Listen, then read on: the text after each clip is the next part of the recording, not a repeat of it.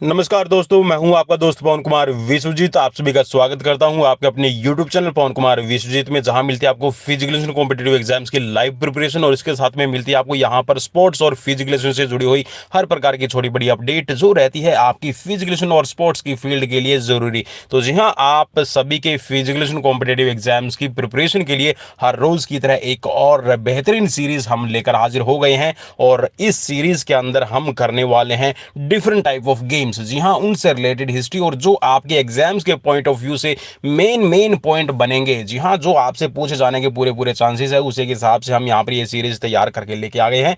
और अगर आपने अभी तक चैनल को सब्सक्राइब नहीं किया है तो चैनल को सब्सक्राइब कर लीजिए और बेल आइकन को प्रेस कर लीजिए ताकि आने वाली हर एक वीडियो का नोटिफिकेशन आपको मिल सके। और आज की क्लास सीरीज नंबर रहेगी भाई 436 नंबर। जी हाँ, 436 नंबर इस सीरीज में आपको मिलने वाले हैं, वो क्वेश्चंस जो आपने अपने फिजिकल कॉम्पिटिटिव एग्जाम्स की प्रिपरेशन के लिए तैयार करने। तो चलिए शुरुआत करते हैं आज की सीरीज की। और सीरीज में सबसे पहले हम बात करेंगे आज ओलंपिक गेम्स के बारे में। जी हाँ, ओलंपिक्स गेम यहाँ पर काफी इंपॉर्टेंट रहते हैं क्योंकि इन्हीं से रिलेटेड आपके बहुत सारे क्वेश्चंस बन सकते हैं। तो यहाँ पर सबसे पहले थोड़ा सा हम एनिशिएंट ओलंपिक के बारे में जानेंगे और फिर मॉडर्न ओलंपिक के बारे में पढ़ेंगे और भारत का क्या रोल रहा है और भारत की परफॉर्मेंस कैसी रही है उसके बारे में भी हम बात करेंगे। तो शेयर जरूर कीजिएगा अपने उन साथियों तक जो करना चाहते हैं फिजिकल कॉम्पिटेटिव एग्जाम्स की तैयारी, क्योंकि यहां पर हर रोज एक सीरीज रहती है आप सभी के कॉम्पिटेटिव एग्जाम्स के लिए भारी। तो चलिए शुरुआत है यहां पर ओलंपिक गेम्स से। और ओलंपिक गेम्स के अंदर यहां पर सबसे पहले अगर हम बात करें तो ओलंपिक गेम्स का जो प्रारंभ है वो यूनान से हुआ है। भाई यूनान का आप ये कह सकते हैं कि फिजिकल एजुकेशन के इतिहास में, शारीरिक शिक्षा के इतिहास में बहुत बड़ा रोल है, क्योंकि यहीं से आप वो सभी चीजें देखेंगे जो आपकी फिजिकल एजुकेशन से जुड़ी हुई है। वो चाहे आप एंथ्रोपोमेट्री की बात कर रहे हैं या फिर किनेसियोलॉजी की बात कर रहे हैं या फिर आप स्पोर्ट्स मेडिसिन की बात कर रहे हैं या फिर हम पुराने जो खेल हैं उनकी बात कर रहे हैं। तो ओलंपिया शहर, जहां यूनान का ओलंपिया शहर हुआ करता था, जिसके अंदर ओलंपिया के अंदर 776 बीसी, जी हाँ 776 ईसा पूर्व, जी हाँ जो ईसा मसीह का हमारा जो कैलेंडर शुरू होता है उसमें, या फिर ये कह सकते हैं कि जो अंग्रेजी कैलेंडर है उसके हिसाब से 776 ईसा पूर्व जो ओलंपिक गेम्स है उनकी शुरुआत की गई थी। और ओलंपिया शहर में होने के कारण है इन ओलंपिक गेम्स का नाम है ओलंपिक पड़ा है। और ये एक ओलंपिया वैली है जो एक तरह से कह सकते हैं कि जो चारों तरफ से पहाड़ों से घिरी हुई वैली है। नेक्स्ट क्वेश्चन आप यहाँ पर है और इसमें जो नेक्स्ट पॉइंट है उसमें आपका ये बता रखा है कि ये जो गेम्स है आपकी, देखिए जो आपके गेम है इनको भी अलग अलग कैटेगरीज में डिवाइड किया गया था, जिसके अंदर आपके स्थीमियन, ठीक है, पेनियन और आपके नेमियन, ठीक है। तो यहाँ पर और ओलंपियन, ठीक है। तो यहाँ पे ये सारे के सारे इसके अंदर शामिल किए गए हैं। तो जो ओलंपिक गेम्स है जिनका आज हमारे पास में एविडेंस है, प्रूफ है, और उसी के बिहाव पे हम ये कह सकते हैं कि जो ये यूनान का देवता हुआ करता था, जो यूनान के अंदर ये कह सकते हैं कि जो समृद्धि का और एक तरह से यूनान की खुशहाली के लिए एक देवता माना गया है जिसका नाम था जीएस। जीएस को एक कह सकते हैं कि एक धार्मिक देवता के रूप में भी देखा जाता था। और इसी को खुश करने के लिए, जहां धार्मिक उत्सव के अंदर ये कह सकते हैं कि जीएस को खुश करने के लिए जो ये आपके ओलंपिक गेम्स है ये प्रारंभ किए गए थे और हर एक 4 साल के बाद में ये आयोजित किए जाते थे। और दूसरा इनका करवाने का रीजन ये था कि जो राजा लोग हैं वो आपस में लड़ते रहते थे, एक दूसरे के ऊपर कब्जा करने की उनकी कह सकते हैं कि कोशिश रहती थी। तो इसीलिए गेम्स भी शुरू किए गए थे। और इन गेम्स के अंदर एक तरह से आप खास बात ये देखेंगे कि जो भी इनके अंदर पार्टिसिपेट करता था उसको 10 महीने का प्रशिक्षण लेना जरूर होता था। अगर आपने 10 महीने का प्रशिक्षण लिया है तो आप यहां पर इनमें पार्टिसिपेट कर सकते हैं। और इनकी एक खास बात और थी कि ओलंपिक गेम्स जब शुरू होते थे तो उनसे आपको 1 महीना पहले, कितना भाई, before 1 month you will report in Olympia valley, कि जितने भी राजा होते थे उस राजा की एक चीज और इसके अंदर खास बात है कि इसके अंदर किसी भी तरह के ऐसे सैनिक या फिर ऐसे लोगों को अनुमति नहीं थी भाग लेने की। मेनली इसके अंदर सिर्फ सैनिक ही भाग लेते थे, सोल्जर ही भाग लेते थे। लेकिन इसके अंदर खास बात यह थी, अगर किसी सैनिक के ऊपर भी कोई भी आरोप है, प्रत्यारोप है, या फिर उसके ऊपर कोई भी क्रिमिनल लॉज के तरह से आप अगर अपराधी घोषित किए गए हैं तो आपको इनमें भाग लेने की अनुमति नहीं थी। 1 महीना पहले आपको ठहर के रहना, आपको ओलंपिया के अंदर आना पड़ता था। और ओलंपिया के अंदर आने के बाद में आप आपको वहां पर शपथ भी लेनी पड़ती थी। और उस शपथ समारोह के अंदर, जी हाँ, जहां पर ओलंपिया वैली के अंदर ये शपथ ली जाती थी, उस स्टेडियम के अंदर, या फिर ये कह सकते हैं कि जहां पर इनको ठहराया जाता था, वहां पर लोग बैठे रहते थे। और लोग बैठे रहते थे तो बीच में आके, जी हाँ, बीच में आके यहाँ पर ये शपथ लेते थे कि मैंने किसी भी तरह का, मेरा कोई क्रिमिनल रिकॉर्ड नहीं है, और ना मैं मतलब मैं कोई ऐसी धारा के अंदर, या फिर कोई मेरे ऊपर ऐसे कोई भी क्रिमिनल चार्जेस नहीं है कि जिससे मैं इस खेलों में भाग ना ले पाऊँ। तो वो शपथ भी लेता था, और ये भी वो बताता था कि मैंने 10 महीने का प्रशिक्षण भी लिया है। अब उस 10 महीने के अंदर जो प्रशिक्षण लिया जाता है, देखिए, हम उसको ये सोचते हैं कि आपने गेम का प्रशिक्षण लिया है। आज तक हम जो फिजिकल एजुकेशन में पढ़ते आ रहे हैं कि जो ओलंपिया वैली के अंदर आके ठहरता था, उसको 10 महीने का प्रशिक्षण है, उसकी शपथ लेनी पड़ती थी कि मैंने 10 महीने का प्रशिक्षण लिया है। तो 10 महीने का प्रशिक्षण कौन सा होता था? जैसे आज आर्मी के अंदर हम ट्रेनिंग लेते हैं, और आर्मी जो अंदर ट्रेनिंग होती है वो 9 से लेके 12 महीने, 1 साल की ट्रेनिंग होती है। तो ठीक वैसे ही इनको भी ये शपथ लेनी पड़ती थी कि मैं एक सोल्जर हूं, और मैंने इस तरह अपनी 10 महीने की ट्रेनिंग पूरी की है, और साथ में मेरे ऊपर कोई भी क्रिमिनल रिकॉर्ड नहीं है। और इनकी खास बात ये होती थी, ये नग्न अवस्था के अंदर, भाई नंगे, कौन से नग्न अवस्था के अंदर रहते थे। नग्न अवस्था का मतलब है कि ये इनके शरीर पर कोई भी कपड़ा नहीं होता था। और इसीलिए आपको ये चीज ध्यान में रखनी है कि जो ओलंपिया वैली के अंदर जितने भी खिलाड़ी पार्टिसिपेट करते थे वो सिर्फ पुरुष ही होते थे। महिलाओं को यहां पर किसी भी प्रकार के गेम देखने की अनुमति नहीं थी। इसका रीजन यही था क्योंकि जो ओलंपिया वैली का टाइम है 776 ईसा पूर्व, जब इनकी गेम्स की शुरुआत की गई है, तो उस टाइम पे आप ये कह सकते हैं कि जो गांव थे या फिर जो शहर थे, जो देश थे, वहां पर स्त्रियों को, जो महिलाएं हैं, उनको बहुत ही सम्मान का दर्जा प्राप्त था। और वो होम मेकर के साथ साथ में एक देवी शक्ति के रूप में भी यूनान के अंदर पूजी जाती थी। और जो बच्चे का जो जीवन काल है, 6 से 7 वर्ष की उम्र है, वो माँ के सानिध्य में ही रहता था, और माँ ही एक तरह से उसकी पहली गुरु माने जाती थी। तो काफी इंपॉर्टेंट ये चीजें हैं, मैंने आपको बता दी है। आई होप कि आपको पसंद आएगी। नेक्स्ट है, यहां पर हम जो पढ़ रहे हैं इसके अंदर, वो है कि यूनान के अंदर जब जीएस के सम्मान में इन गेम्स की शुरुआत की गई और काफी नेम फेम हो गया, तो उसके बाद में रोम का अधिकार हुआ था। किसने? रोम ने यूनान के ऊपर कब्जा कर लिया। और यूनान के ऊपर देखिए, कोई भी शासक है जब दूसरे राज्य के ऊपर कब्जा करता है तो वो कुछ रूल और रेगुलेशंस लागू करता है, ठीक है, वो कुछ चेंजेस करता है। तो ठीक वैसे ही जो ये गेम्स थे, ये गेम्स हालांकि शुरू रहे, इनके अंदर कोई भी चेंजेस नहीं किए गए, ठीक है, चलते रहे, लेकिन उसके बाद में एक टाइम ऐसा आ गया कि इन गेम्स के अंदर, जैसा आज के टाइम पे खिलाड़ी डोपिंग करते हैं, नशे करते हैं, और नशा करने के बाद में इन गेम्स के अंदर अपनी परफॉर्मेंस को इन्हांस करने के लिए, और एक तरह से जो रिश्वतखोरी, आप आज बहुत सारे ऐसे गेम्स देखते हैं जिसके अंदर मैच फिक्सिंग होती है, ठीक है ना। मैच फिक्सिंग का नाम आपने जरूर सुना होगा। तो मैच फिक्सिंग जैसे होती है, तो ठीक इनके अंदर भी जब ये खिलाड़ी भाग लेने लगे तो इन्होंने क्या किया? मैच फिक्सिंग करनी शुरू कर दी, ठीक है। साथ में नशीले पदार्थों का, मादक पदार्थों का सेवन शुरू कर दिया। और बहुत सारी ऐसी मूवीज, जो हॉलीवुड मूवीज है, जो स्पार्टा काल पे है, या फिर जो यूनान की पुरानी हिस्ट्री को दर्शाती है, उसमें आप जरूर देखेंगे, मैंने 2-3 मूवी भी देखी है जिनके अंदर ये चीजें बताई गई है कि वो ऐसे ऐसे मादक पदार्थों का सेवन करते हैं। तो उन मादक पदार्थों का सेवन करने के बाद में वो क्या करते थे? अपनी परफॉर्मेंस को इन्हांस कर लेते थे। और जो यहाँ पर रेफरीज वगैरह होते थे वो भी करप्ट हो चुके थे। जी हाँ, लोगों को ये सिर्फ अवार्ड देने के लिए ये भी क्या करते थे? आजकल के टाइम पे जैसे आजकल रिश्वत चलती है, तो ठीक वैसे ही वो रिश्वत लेके फिर इनको क्या करते थे? विजेता भी घोषित करने लगे थे। तो इसके मद्देनजर चलते हुए जो रोम का राजा था थियोडोसियस, जी हाँ, आपकी स्क्रीन पर भी आपको लिखा हुआ दिखाई दे रहा है, जो थियोडोसियस था वो एक तरह से इन गेम्स के खिलाफ हो गया। और दूसरा, ये वो नहीं चाहता था कि जो ये जीएस देवता है यूनान का, इसके मान सम्मान में, अब देखिए रोम का जो अधिकार है, यहाँ पे देखिए ये बताया गया कि 393 ईस्वी के अंदर, ठीक है, 393 आफ्टर डेथ ऑफ क्राइस्ट, ठीक है, एडी का मतलब आफ्टर डेथ ऑफ क्राइस्ट, जिसको हम ईसा बाद में बोलते हैं, ठीक है। तो यहाँ पर ये गेम ऐसे नहीं है कि अचानक से बंद कर दिए गए, ये चलते रहे, लेकिन इनके अंदर जब ये चीजें शामिल हो गई तो मजबूरन जो राजा थियोडोसियस था, इसने इन गेम्स को बंद कर दिया। अब बंद करने के साथ में देखिए जो भी इंफ्रास्ट्रक्चर तैयार किया गया है, जो भी वैली तैयार की गई है, तो कहीं ना कहीं एक तरह से आप जैसे औरंगजेब को हमारे देश के अंदर देखा जाता तो ठीक वैसे ही इसको देखा जाता था। तो इसने फिर इन गेम्स को बंद कर दिया और साथ में जो बड़े बड़े स्टेडियम्स तैयार किए गए थे गेम्स करवाने के लिए, उनको भी ध्वस्त कर दिया, नस्ते नाबूद कर दिया।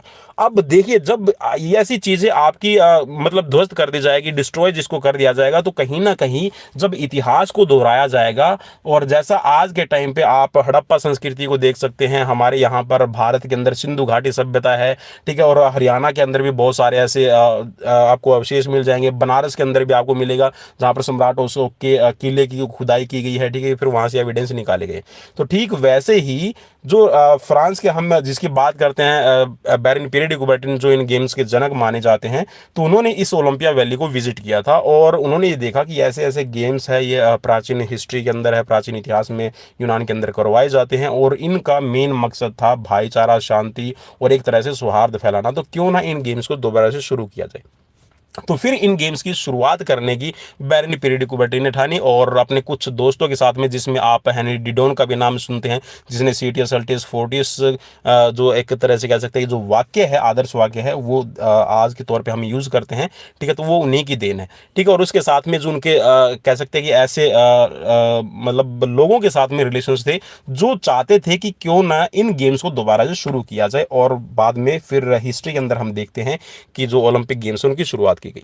तो 393 ईस्वी बाद रोम का जो सम्राट था, जिसने कब्जा कर रखा था यूनान के ऊपर, तो उस टाइम पे थियोडोसियस थे, तो उन्होंने क्या किया था, इनके ऊपर प्रतिबंध लगा दिया था, और इनको जो ओलंपियन देवताओं को समर्पित इनको माना जाता था, तो इनको क्या किया कि एक तरह से वो नाराज भी थे कि क्यों ये ओलंपिया के जो लोग हैं, ओलंपिया के देवता के बारे में, यूनान के देवता के बारे में ऐसे त्योहार मनाते हैं, ठीक है। तो उन्होंने इन गेम्स को बंद कर दिया, और इनका वैसे अगर आप आयोजन की बात करेंगे तो देखिए 776 से लेके, ठीक है, 776 ईसा पूर्व में, 776 तो ये हो गए, और 300 लगभग 400 साल ये हो गए, तो लगभग ये आपके गेम्स है वो चले हैं 1100 साल तक, ठीक है, लगभग 1100 साल तक ये जो गेम्स है आपके खेले गए हैं, ठीक है। वैसे 1000 साल तक माना जाता है। नेक्स्ट है यहाँ पर कि आधुनिक ग्रीष्मकालीन ओलंपिक, जिसकी अभी हम बात करें, जैसे मैंने अभी आपको बताया कि बैरन पिरे डी कुबर्टिन ने यहाँ पर इनकी शुरुआत की है, और शुरुआत करने के बाद में बैरन पिरे डी कुबर्टिन ने क्या किया था कि 23 जून, जी हाँ, और आज हमारी हो चुके हैं 21 जून, और 21 जून को आप सभी को पता है कि इंटरनेशनल योगा डे सेलिब्रेट किया जाता है, और इंटरनेशनल योगा डे जो सेलिब्रेट किया जाता है, इसके पीछे की भी हिस्ट्री बड़ी दिलचस्प है। अब देखिए हम सोचते हैं कि यार गर्मियों के अंदर ही योगा क्यों मनाया जाता है, ठीक है, तो इसके पीछे का रीजन ये है कि जो वर्ष होता है, उस वर्ष के अंदर सबसे बड़ा दिन है 21 जून के आसपास का निकलता है, तो इसीलिए इसको घोषित किया गया है कि इंटरनेशनल डे के तौर पे इसको सेलिब्रेट किया जाए। और इस दिन का बड़ा महत्व है हमारे भारतीय इतिहास के अंदर, जहाँ पर हम 5000 साल का इतिहास देखते हैं, जिसके अंदर हम मानते हैं कि योग गुरु जो महर्षि पतंजलि है, उन्होंने इसकी शुरुआत की है। नहीं, ऐसा नहीं है, योग तो 5000 साल पहले का, ये सिर्फ हम बुक्स के अंदर पढ़ते हैं, और वैसे देखा जाए तो हमारे भारतीय इतिहास के अंदर जब से इस पृथ्वी की शुरुआत हुई है तब से ही योग है। और योग का मतलब ही क्या है, आत्मा और परमात्मा का मिलन, जहां पर दो चीजों का मिलन हो रहा है वही योग है। तो योग तो आदि अनंत काल से चला आ रहा है, और भारत में इसका बहुत ही ज्यादा महत्व है।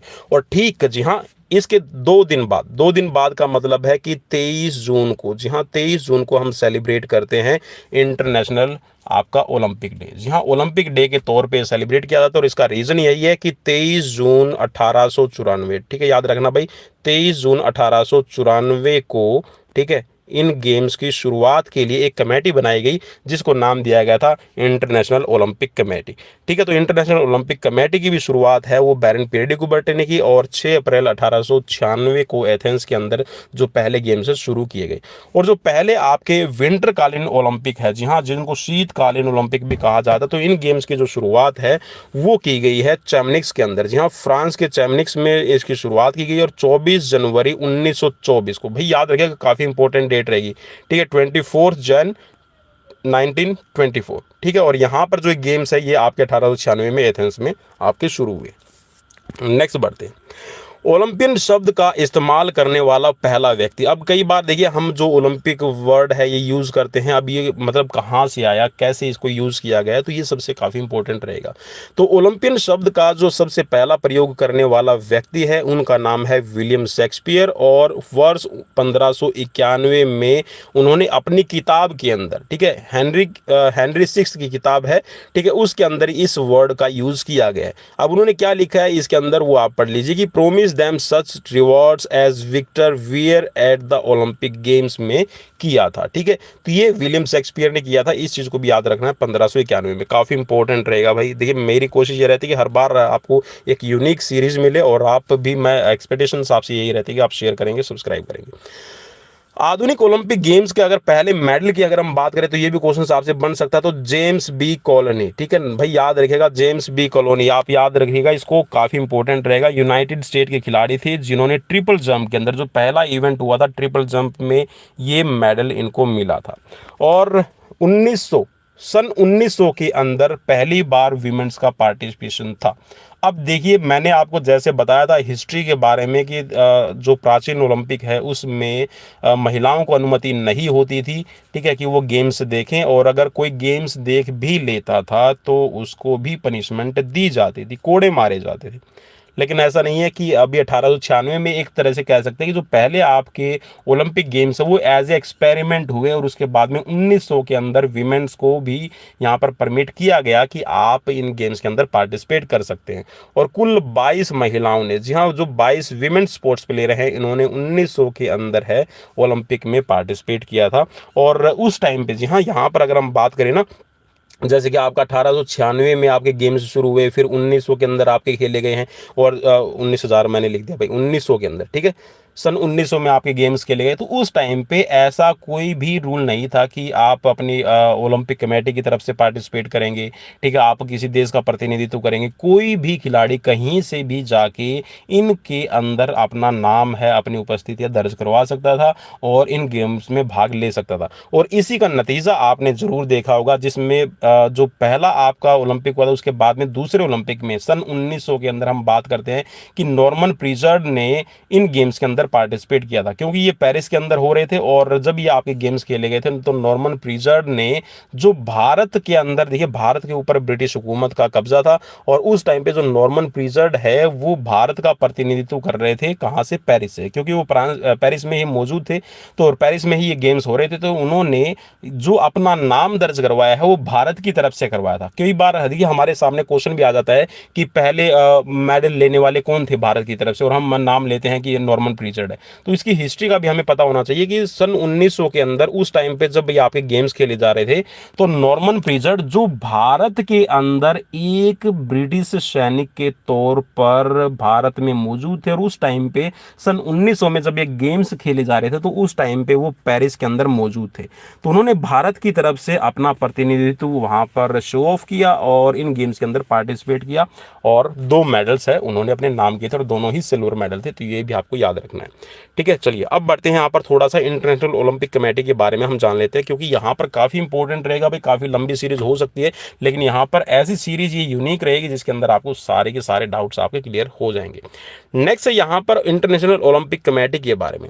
तो इंटरनेशनल ओलंपिक कमेटी का जो संचालन है वो 1894 के अंदर बैरन पीरियड कुबर्टिन ने किया था, और 23 जून, जैसा मैंने आपको बताया कि 23 जून को ये पहली कमेटी बना दी गई थी। और अंतर्राष्ट्रीय कमेटी, जी हाँ, अंतर्राष्ट्रीय ओलंपिक कमेटी का इसको नाम दिया गया, और इसका जो आप कह सकते हैं कि जो हेडक्वार्टर है वो स्विट्जरलैंड के अंदर है, ठीक है। स्विट्जर लिखा हुआ है तो इसको आप स्विट्जरलैंड पढ़िएगा, ठीक है। स्विट्जरलैंड के अंदर लुसाने में इसका हेड ऑफिस है, और वर्तमान में इसके कुल 250 सदस्य देश हैं। 250 तो भाई यहाँ पर मेरे हिसाब से तो गलत लिखा हुआ है, 205 है, सॉरी 205, वैसे तो 105, देखिए 105 इसके अंदर 27 सदस्य हैं, 105, ठीक है। और जो बाकी के सदस्य हैं वो अस्थायी तौर पर रहते हैं। चलिए नेक्स्ट बढ़ते हैं यहाँ पर, और यहाँ पर बढ़ते हैं अभी थॉमस बक के बारे में, क्योंकि जो थॉमस बक हैं वो अभी दूसरी बार, एक बार ये चुने गए थे 2013 के अंदर, ठीक है। 2013 में इनको कह सकते हैं कि अध्यक्ष बनाया गया था, और फिर इसके बाद में अभी 2021 2021 के अंदर, ठीक आपके जो ये ओलंपिक गेम्स हुए इससे पहले इनको फिर से चुन लिया गया है। तो इनका कार्यकाल भी बहुत लंबा है, वैसे 8 साल का कार्यकाल होता है। तो आप यहाँ पे देख भी पा रहे हैं कि थॉमस बक इसमें 1 सदस्य, 3 उपाध्यक्ष और 7 अन्य सदस्य होते हैं। अध्यक्ष का कार्यकाल है वो 8 वर्ष का रहता है और बाकी का इनका 4 वर्ष का रहता है। अब जो अंतर्राष्ट्रीय ओलंपिक कमेटी है, जो इंटरनेशनल ओलंपिक कमेटी है भाई, इसमें भारत की तरफ से एक तरह से 2 सक्रिय सदस्य, एक्टिव जो मेंबर है वो बनाए गए हैं। एक तो है यहाँ पर नीता अंबानी। अब भाई नीता अंबानी को किस वजह से यहाँ पर बनाया गया है, क्योंकि कई बार जो लोग हैं ना, हमारे जो खिलाड़ी हैं वो इसका विरोध भी करते हैं कि नीता अंबानी को यहाँ पर इसमें ऐसा क्या इन्होंने किया है, ऐसा ना कोई ये प्लेयर हैं, ठीक है, और इनको यहाँ पर एक स्थायी सदस्य के तौर पर, एक्टिव मेंबर के तौर पे इनको लाइफ टाइम का मतलब है कि भाई ये जब तक जिंदा रहेगी, जब तक जिंदा का मतलब है कि 70 वर्ष की उम्र तक नीता अंबानी है इसकी स्थायी सदस्य के तौर पे रहेंगी। और इसके साथ में जो लाइफ टाइम मेंबर के तौर पे इनको नियुक्त किया गया वो है डॉक्टर नरेंद्र ध्रुव बत्रा। जहां नरेंद्र ध्रुव बत्रा को भी यहाँ पर बनाया गया है, जो IOC के पहले, जी हाँ, आज से करीबन 10 दिन पहले उनका इस्तीफा है, उन्होंने अपना रिजाइन दे दिया है और ये भी IOC के सदस्य के तौर पर नियुक्त किए गए थे। ठीक है, चलिए, लेकिन अभी एक मात्र है, तो इसीलिए मैंने आपको बताया कि एक मात्र इसीलिए क्योंकि अभी वो यहाँ से रिजाइन उनका हो चुका है। और नेक्स्ट है यहाँ पर कि जो भारतीय ओलंपिक कमेटी है इसको कब बनाया गया। अब इसके बारे में भी 2 कॉन्ट्राडिक्शंस बनती है कि एक तो यहाँ पर कहा जाता है कि 1924 में बनी थी, ठीक है, आप बहुत सी जगह देखेंगे जहाँ पर लिखा मिलेगा आपको भारतीय ओलंपिक परिषद, ठीक है, भारतीय ओलंपिक परिषद लिखा मिलेगा, जिसके बारे में बोला जाता है कि 1924 में बनी थी।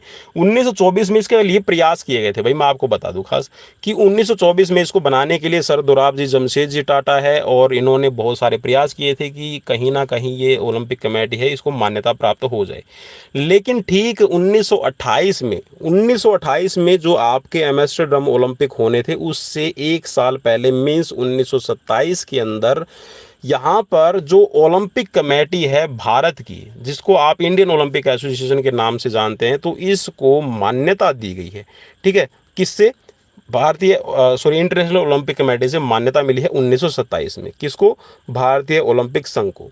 ठीक है, और सर दोराबजी जमशेदजी टाटा है इसके पहले अध्यक्ष के तौर पर नियुक्त किए गए थे और वर्तमान में भाई यहाँ पर लिखा हुआ नरेंद्र ध्रुव बत्रा, लेकिन 10 दिन पहले, ठीक, ये सीरीज तैयार करने से ठीक 10 दिन पहले अब उनका इस्तीफा आ चुका है। ठीक है, और उनके ऊपर कहीं ना कहीं जो हॉकी फेडरेशंस है उनके अंदर भी उनके ऊपर इलीगल तौर पे जो पैसा है वो यूज़ करने के है, वो कह सकते हैं कि उनके ऊपर कुछ आरोप लगे हैं और उसकी अभी जांच चल रही है।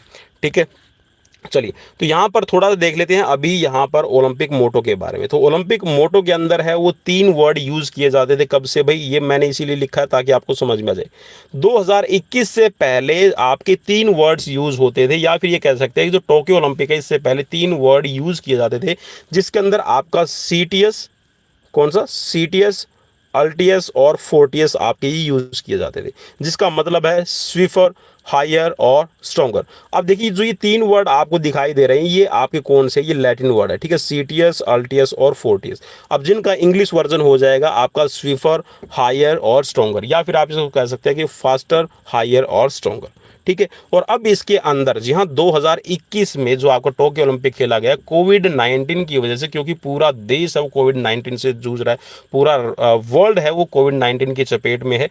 तो कहीं ना कहीं इसको देखते हुए कि हम एक तरह से सभी इकट्ठे मिलकर प्रयास कर रहे हैं, और इकट्ठे, जी हाँ, जहाँ पर प्रयास की बात आती है तो वहाँ पर हम यूज़ करते हैं क्या?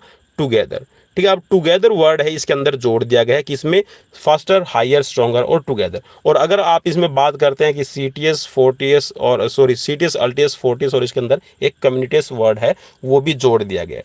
ठीक है, तो ये आपको याद रखना है, और इसके अंदर टुगेदर का मतलब है साथ में। ठीक है, तो ये चीज़ें आपको याद रखनी है जो आपके एग्जाम्स में 101% पूछे जाने के चांसेस रहेंगे। अब नेक्स्ट है यहाँ पर कि 1920 का जो ग्रीष्मकालीन ओलंपिक था, ग्रीष्मकालीन ओलंपिक, याद कीजिएगा कि यहाँ पर जो ग्रीष्मकालीन ओलंपिक है इसी में इसको यूज़ किया गया था, जो ये वर्ड्स हैं। ठीक है, इससे पहले यहाँ पर सिर्फ ये नाम दिए गए थे, और एक तरह से आधिकारिक तौर पर इनकी घोषणा है वो सिर्फ आपके कह सकते हैं फास्टर, हायर, स्ट्रॉन्गर की घोषणा की गई है। और इसके अंदर खास बात ये रहेगी, एक चीज़ और याद रखिएगा, मैंने ये 1920 ग्रीष्मकालीन ओलंपिक इसीलिए लिखा है कि 1920 का जो ग्रीष्मकालीन ओलंपिक था उसी के अंदर विंटर जो ओलंपिक्स के आपके इवेंट्स होते हैं वो शामिल किए गए थे। दोनों ही तरह के इवेंट्स इसके शामिल रहते थे। फिर इसके बाद में 1924 के अंदर आप सभी को पता है कि जो विंटर ओलंपिक है और आपके ग्रीष्मकालीन ओलंपिक दो इवेंट बन गए। सिर्फ पहले इनको ओलंपिक गेम्स के नाम से जाना जाता था। याद रखना भाई, 1920 तक जितने भी आपके ओलंपिक खेले गए हैं सिर्फ उनको ओलंपिक गेम्स ही कहा जाता था। विंटर और समर का कोई भी ऐसा डाउट नहीं था, क्योंकि 1924 में आपके विंटर ओलंपिक गेम्स शुरू हुए हैं, चेवनिक्स फ्रांस के अंदर आपके खेले गए। तो यहीं से आपके विंटर और समर जो वर्ड है इनके साथ में जोड़ दिए गए। कब? 1924 से। ठीक है, इससे पहले ऐसा कुछ भी नहीं था। अब थोड़ा सा फ्लैग के बारे में देख लेते हैं, क्योंकि फ्लैग से भी रिलेटेड हिस्ट्री है। वो आपके भाई जो राजस्थान के भाई हमारे साथी है ना, जितने भी राजस्थान या फिर कह सकते हैं कि जो आपके पंजाब, हरियाणा, ठीक है, जितनी भी स्टेट एग्जाम्स की बात कर रहे हैं जहाँ पर पीटीआई है, डीपी के एग्जाम्स होते हैं, और भी आपके कह सकते हैं कि जो यूजीसी नेट तक के लेवल में ये क्वेश्चंस की सीक्वेंस है वो पूछ ली जाती है। तो इनको आपको ध्यान में रखना कि जो फ्लैग है वो काफ़ी इंपॉर्टेंट रहेगा। और अभी जैसा राजस्थान पीटीआई और साथ में यूपी टीजीटी पीजीटी अभी एग्जाम होने वाला है, तो उसमें काफ़ी इंपॉर्टेंट रहेगा। यहाँ से क्वेश्चंस आपको जरूर मिलेगा, क्योंकि कलर के बारे में जरूर पूछा जाता है। तो इसके अंदर एक चीज़ याद रखनी है आपको, जो ये आपका फ्लैग बना हुआ है ये काफ़ी इंपॉर्टेंट है, और 5 अलग अलग रंग के इसके अंदर है वो छल्ले बनाए गए हैं। ठीक है, कुछ इस तरह के आपके इसके अंदर है वो सीक्वेंस बनाई गई है। ठीक है, तो ये 5 छल्ले बनाए गए हैं, और इन 5 छल्लों को एक बिना बॉर्डर का, बॉर्डर नहीं है भाई, याद रखना, जो आपका ओलंपिक का फ्लैग है उसका कोई भी आउटर बॉर्डर नहीं बनाया गया है, सिर्फ उसको एक सफ़ेद रंग के आयताकार, ठीक है, याद रखना भाई, आयताकार रेक्टेंगुलर आपके फ्लैग पे उसको बनाया गया है। ठीक है, एक कपड़े पे बनाया गया, सिल्क का कपड़ा रहेगा, ये भी आपको याद रखना, और वाइट बैकग्राउंड रहेगा। ठीक है, और उसमें ठीक आपके 5 छल्ले बनाए गए हैं, और ये इंटरलॉक्ड हैं। इंटरलॉक्ड का मतलब होता है आपस में जुड़े हुए, और ये 5 महाद्वीपों का प्रतिनिधित्व करते हैं, जो एकता, यूनिटी, ब्रदरहुड का, ब्रदरिज्म का ये आपका संदेश देते हैं कि हम सब एक हैं। तो यहाँ पर जो कलर की सीक्वेंस है वो भी आपको याद रखनी है। अब कलर की सीक्वेंस कौन सी है तो वो मैं आपको यहाँ पर बता दूंगा। थोड़ा सा मैं नीचे बनाने की कोशिश करूँगा जिससे आपको पता चल जाएगा। चलिए मैं थोड़ा सा एक बार बना लूँ भाई, अगर आप इजाज़त दें तो, और अगर आप इजाज़त नहीं देंगे तो भी भाई मुझे आपको समझाने के लिए ये चीज़ें करनी पड़ेगी, क्योंकि काफ़ी इंपॉर्टेंट रहेगा। तो कुछ इस तरह की ये सीक्वेंस रहेगी, और ये आपका यहाँ पर हो गया है फ्लैग। अब इस फ्लैग के अंदर मैं एरो से आपको समझाने की कोशिश करूँगा कि कौन सा है। अब जो सबसे पीला वाला है भाई, पीला जो वाला है ना, ये पीला वाला कलर आपका रहेगा। ठीक है, जिसके अंदर पहला एरो आया है, ये आपका एशिया के लिए है। जो नीले वाला है, नीले वाला रहेगा ये वाला। ठीक है, क्योंकि यहाँ पर देखिए सीक्वेंस पीला, नीला, हरा, लाल लिखा हुआ है, तो इससे आपको पता नहीं चल पाएगा कि कौन से कलर की कौन सी सीक्वेंस है। जो पीले वाला है वो सबसे नीचे वाला है, जिस पे मैं फर्स्ट लिख रहा हूँ। ठीक है, ये फर्स्ट वाला आपको यहाँ पे दिखाई दे रहा है। लेकिन जो सीक्वेंस अगर आप देखेंगे ना, तो सीक्वेंस कौन सी बनती है भाई, मैं इसको डब्ल्यू के आकार की बना दूं पहले। ठीक है, ये डब्ल्यू के आकार की सीक्वेंस रहेगी। अब देखिए मैंने डब्ल्यू कहाँ से लिखा है, ऐसे लिखा है ना, तो सबसे पहला कौन सा चला गया है हमारे पास में, फर्स्ट नंबर वाला। ये फर्स्ट नंबर वाला कौन सा है आपका, नीला कलर का रहेगा, यूरोप वाला। ठीक है, उसके ठीक बाद में जो दूसरा है, दूसरी जो सीक्वेंस में मैं लिख रहा हूं, ये है आपका पीले वाला, जो एशिया को प्रतिनिधित्व करता है। उसके बाद में आपको दिखाई दे रहा है काला। ठीक है, काला जो है ये आपका जो बीच वाला कलर आपका जो छल्ला इसको प्रतिनिधित्व में देगा। ठीक है, ये है आपका थर्ड नंबर। ठीक है, जो अफ्रीका को यहाँ पर रिप्रेजेंट करेगा। उसके बाद में आप आएंगे नीचे की तरफ, क्योंकि डब्ल्यू के आकार की है, आपको ये चीज़ ध्यान में रखना भाई। ये क्वेश्चंस काफ़ी इंपॉर्टेंट, और ऐसे आपको इजी लग रहा होगा कि भाई बहुत ज़्यादा इजी है ये चीज़ें, लेकिन जब हम एग्जाम्स में क्वेश्चन सॉल्व आउट करने के लिए जाते हैं तो पजल हो जाते हैं, क्योंकि हमारे पास में एक लिमिटेड टाइम होता है, और विद इन आपको 40 to 45 सेकंड्स के अंदर आपको रिप्लाई करना होता है, अपना राउंड भी करना होता है। ठीक है, आपको क्वेश्चंस भी पढ़ना होता है, तो बहुत सारी चीज़ें आपको ध्यान में रखनी है। इसके बाद में जो हरे वाला जो कलर है, हरे वाला जो ऑस्ट्रेलिया को रिप्रेजेंट करता है, ये आपका 4th नंबर रहेगा। ठीक है, चलिए मैं लिख देता हूँ, ये 4th नंबर है। ठीक है, उसके बाद में जो आपका रह गया यहाँ पे रेड कलर, जो लाल कलर है और जो अमेरिका को रिप्रेजेंट करता है, तो ये आपका 5th नंबर हो गया। तो आई होप कि ये चीज़ आपको समझ में आ गई होगी। अब इसको बनाया कब गया था, देखिए यहाँ पर लिखा हुआ है कि इस झंडे को, देखिए यहाँ पर जो लिखा हुआ, मैं इसको पढ़ रहा हूँ अभी, ये बोल रहा है कि इस झंडे को वर्ष 1914 में बैरन पीडी कुबर्टिन द्वारा बनाया गया, जिसे पहली बार 1920 के ओलंपिक के अंदर फहराया गया। अब इसके पीछे की थोड़ी हिस्ट्री में हमें जाना पड़ेगा क्योंकि काफ़ी इंपॉर्टेंट रहेगा। 1913 के अंदर ये फ्लैग बना दिया गया था बैरन पीडी de कुबर्टन के द्वारा। फिर 1914 के अंदर एक मीटिंग हुई जिसको आप कह सकते हैं कि जो 1916 का ओलंपिक होना था उसके लिए, ठीक है, क्योंकि हर एक साल में आपकी मीटिंग होती है। तो 1914 में जब 1916 के ओलंपिक के लिए एक मीटिंग बनाई गई और उस मीटिंग में ये तय किया गया कि भाई 1916 के ओलंपिक में क्या क्या करना है। 1916 का जो ओलंपिक है ये अफ्रीका के अंदर होना था, और खास बात भी आपको ये ध्यान में रखनी है। फिर आपका क्योंकि फर्स्ट वर्ल्ड वॉर छिड़ गया था उसकी वजह से आपका ये कैंसिल करना पड़ा।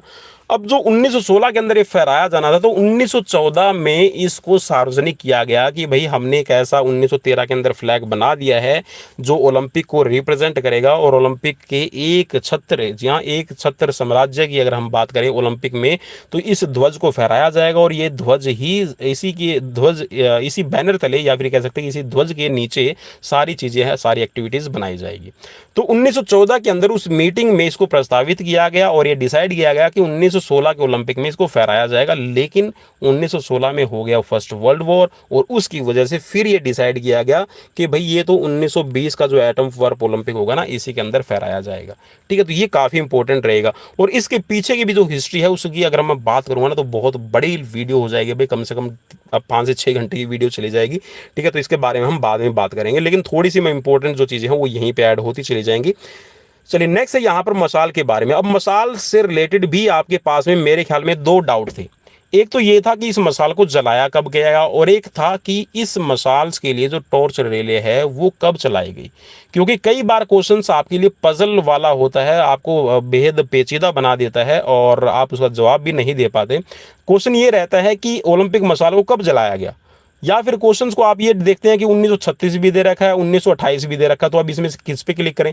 अगर आपको क्वेश्चन मिलता है कि मशाल को कब जलाया गया पहली बार आधुनिक ओलंपिक की अगर हम बात करते हैं, क्योंकि जो एनिशियन टाइम है उसमें भी मशाल का यूज किया गया है, लेकिन यहाँ पे पूछा जाता है कि मॉडर्न ओलंपिक में कब मशाल को जलाया गया, तो 1928 पे आपको क्लिक करना है भाई, क्योंकि 1928 का जो ओलंपिक खेला गया था इसमें मशाल को जलाया गया था। चीज़ को समझिएगा भाई, बात को समझिएगा, काफ़ी इंपॉर्टेंट रहेगा। और जो मशाल को एक तरह से जैसे आज के टाइम पे मशाल को एथेंस के अंदर है, ठीक है, हेरा का मंदिर है, ठीक है, वहाँ पे सनलाइट से जैसे आज जलाया जाता है और फिर उसको टॉर्च रिले का नाम दे दिया गया है, वो हर एक राज्य से आपके हर एक देश से होती हुई उस जगह पे पहुँचती है जहाँ पर ये ओलंपिक गेम्स होने। तो ये जो शुरुआत है टॉर्च रिले की, टॉर्च रिले और मशाल को जलाना दोनों चीज़ अलग अलग है। ठीक है, ओलंपिक फ्लेम और आपका टॉर्च रिले, तो इन चीज़ों को ध्यान में रखना।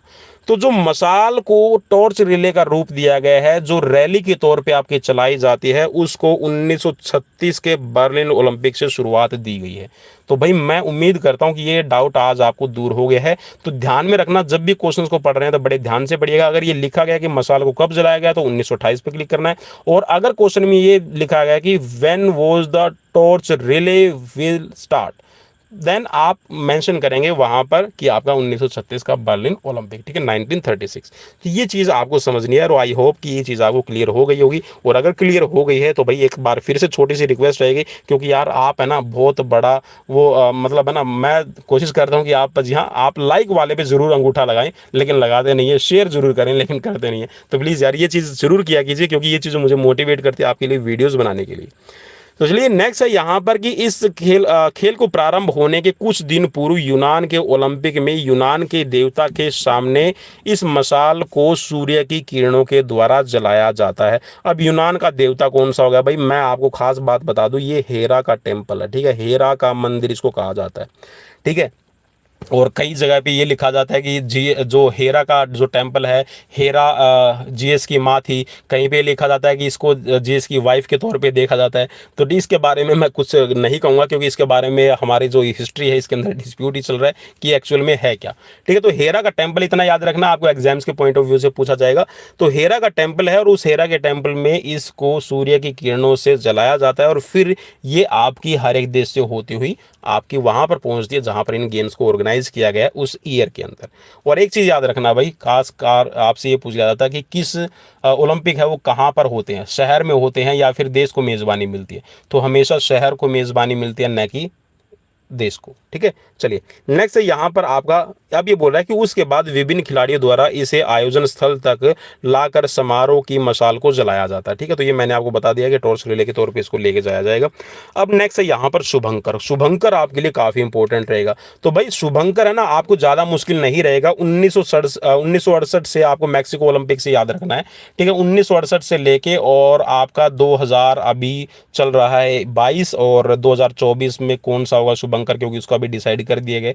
तो इन आप ये कह सकते हैं 8 से 10 आपके ये शुभंकर बनेंगे, इनको याद कर लीजिए। उनकी सीक्वेंस भी याद कर लीजिएगा, क्योंकि यहाँ पर एक सीक्वेंस भी आपसे पूछी जा सकती है अगर क्वेश्चन पेपर का लेवल आपका कैसा है। ठीक है, आप टीजीटी का दे रहे हैं, पीजीटी का दे रहे हैं, या फिर आप पीटीआई के एग्जाम्स में पीयर हो रहे हैं, या फिर आप यूजीसी नेट का एग्जाम दे रहे हैं, तो उसके हिसाब से इनकी सीक्वेंस को आपको याद करने की जरूरत है।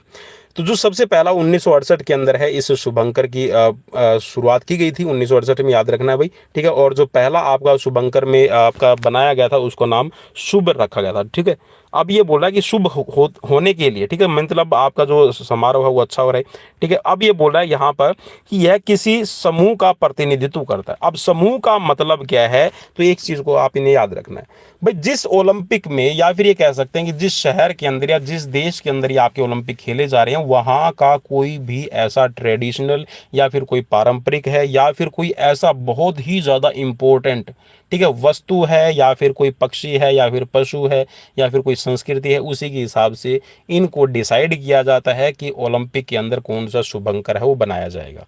ठीक है, चलिए अब जैसे कि आपने मिराई तोवा के बारे में भी जरूर सुना होगा, जो आपका इसमें आपका 2022 के 2021 के टोक्यो ओलंपिक में बनाया गया था। ठीक है, चलिए सोमाइटी और मिराई तोवा।